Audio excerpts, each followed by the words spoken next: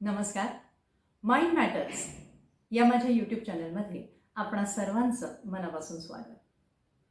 ताण अतिशय उत्तमरित्या हाताळायचं असेल तर त्यासाठी महत्त्वाचं आहे ती म्हणजे उत्तम झोप. बऱ्याचदा असं होतं, आपण बघतो प्रवासात किंवा ऑफिसमध्ये माणसं डुलक्या काढत असतात. अर्थात याचं कारण आहे अपुरी झोप किंवा खूप झोपलं तरीही झोपेचं समाधान न मिळणं. झोप ही इतकी सहज आणि नैसर्गिक क्रिया आहे ना, की जेव्हा तुम्ही झोपता तर ती झोप चांगली आहे किंवा तुम्हाला पुरेशी आहे हे कसं समजायचं, तर सकाळी उठल्यानंतर तुम्हाला अतिशय प्रसन्न आणि आनंदी वाटलं पाहिजे आणि तो दिवस तुम्ही अतिशय उत्तम तऱ्हेने घालवू शकला पाहिजेत फुल एनर्जीनी, तर आपण म्हणू शकतो की ती झोप तुम्हाला पुरेशी आहे. आता ही झोप कुणाला 4 तास पुरेल तर कुणाला कदाचित 7 तासाची गरज भासेल. पूर्वी कसं व्हायचं, सूर्य उगवल्यानंतर दिवस सुरू व्हायचा आणि सूर्य अस्ताला गेला की माणसांचा दिवस मावळायचा, म्हणजे सकाळी काम आणि संध्याकाळी लवकर झोपणं, ज्याला आपण जैविक घड्याळ किंवा बायोलॉजिकल क्लॉक असं म्हणतो. आणि हा जो सर्काडियन रिदम होता ज्याच्यामुळे माणसं वागायची, तर आयुष्य खूप साधं सरळ सोपं होतं. आता सूर्य अस्ताला गेला तरीही माणूस ऑफिसमधून कधी कधी घरीच आलेला नसतो. कामाचा ताण प्रचंड वाढलेला आहे. कोरोना नंतरच्या वर्क फ्रॉम होमनी तर झोपेचं पूर्ण खोबरं केलंय असं म्हणायला हरकत नाही. त्यामुळे माणसाला 24 तास सुद्धा अपुरे पडायला लागलेत आणि या सगळ्याचा परिणाम झोपेवरती झालाय. आणि ही झोप पुरेशी न झाल्यामुळे माणसाची एकूण मानसिक स्थिती, शारीरिक आरोग्य, त्याची कार्यक्षमता या सगळ्यावरती परिणाम होतोय. मग झोपेसाठी गरजेचं काय आहे किंवा झोप न येण्याची जी विविध कारणं आहेत ती कुठली आहेत? पहिलं म्हणजे आपण एकदा बायोलॉजिकल क्लॉक पाळू शकत नाही, हा आपला नाईलाज आहे. तो सर्काडियन रिदम पाळणं खूप गरजेचं आहे, कारण मेलाटोनिन हे अंधारामध्ये तयार होतं आणि ज्याच्यामुळे आपल्याला झोप अतिशय छान लागते. परंतु आजकाल बेडरूममध्ये टीव्ही असतो, मोबाईल हातामध्ये असतो आणि त्यामुळे काय होतं, बऱ्याच अंशी आपण जागेच असतो आणि आपल्या आजूबाजूला प्रकाशही असतो. दुसरी गोष्ट, जेव्हा माणसावरती अतिशय प्रचंड प्रमाणामध्ये ताण असतो तेव्हा सेरोटोनिनचं प्रमाण कमी होतं आणि हे सेरोटोनिन गरजेचं असतं मेलाटोनिन तयार करण्यासाठी. साहजिकच झोप नीट लागत नाही, म्हणजे ताणाचा परिणाम शेवटी झोपेवरही होतो. कधी कधी व्यक्तीला एखादा आजार असतो ज्यामुळे झोप कमी होऊ शकते.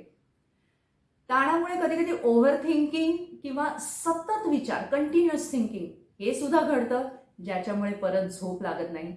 आणि सर्वात महत्त्वाचं म्हणजे मीडिया किंवा ही जी इलेक्ट्रॉनिक उपकरणं आपल्या हातामध्ये असतात, मोबाईल, टीव्ही, यांच्याशी आपण अक्षरशः चिकटलेलो असतो किंवा आपण अलर्ट असतो की कधी मेसेजचा टोन वाजला, मोबाईलचा वाजला, तर आपल्याला लगेच उत्सुकता असते ते बघण्याची किंवा कोणाचा रिप्लाय आला का, काय झालंय. आणि या सगळ्यामुळे आपल्याला जी अलर्ट राहायची सवय झाली त्याने सुद्धा आपल्या झोपेवरती परिणाम होतो आहे. माणसाचं वय झालं तर जी झोप कमी येते ती अतिशय स्वाभाविक असते आणि त्यामुळे काही फारसं नुकसान होईल असं म्हणता येणार नाही आपल्याला.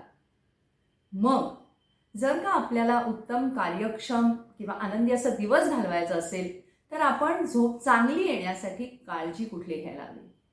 पहिली गोष्ट म्हणजे, समजा तुम्ही अंथरुणावर पडल्यानंतर झोप आली नाही तर काळजी करू नका. एक 10 मिनिटं वाट बघून तुम्ही उठा, बाहेर पडा आणि एखादं पुस्तक वाचणं किंवा अतिशय ज्याला रिलॅक्सिंग किंवा सुदिंग शांत असं संगीत ऐकणं हे तुम्ही करू शकता.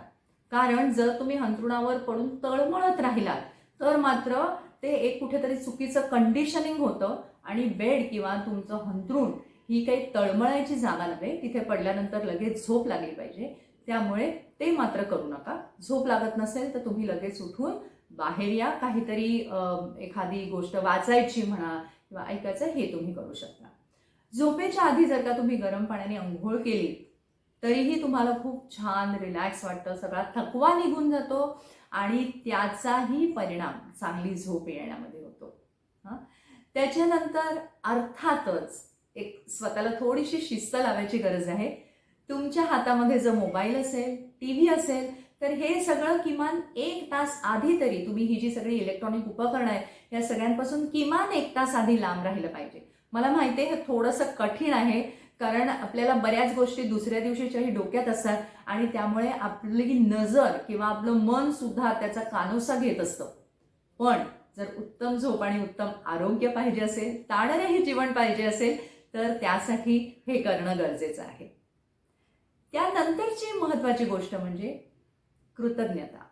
आज दिवसभरामध्ये जे काही चांगलं झालं त्याची मनामध्ये जर उजळणी केली किंवा तुम्हाला जर का डायरी लिहायची सवय असेल तर त्यामध्ये जर का या गोष्टींची नोंद केली तर निश्चितपणे तुमचं मन एका सकारात्मक ऊर्जेने भरतं. आयुष्यामध्ये फक्त समस्याच नाही आहेत, तर आयुष्य त्या पलीकडे जाऊनही खूप सुंदर आहे, खूप चांगलं आहे, खूप छान गोष्टी घडतायत या विचाराने तुम्हाला एक नवीन ताकद मिळते आणि पुढचा दिवस चांगला घालवण्यासाठी तुम्ही तयार राहता.